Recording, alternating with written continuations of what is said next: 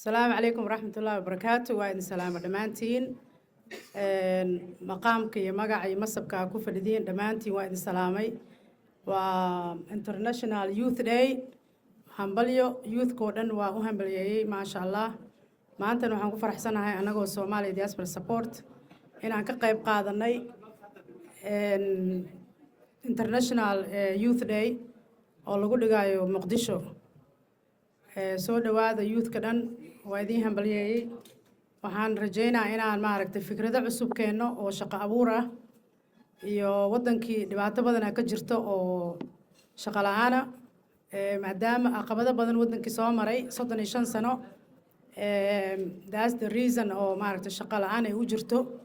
marka waa inaan la imaanaa fikrado oo long term solution ah oo aan ka guurno short term aid wadankii hadda developing uu sameynaa nabadaa maaragtay la helay alxamdulilah marka waa inaan maaragtay aan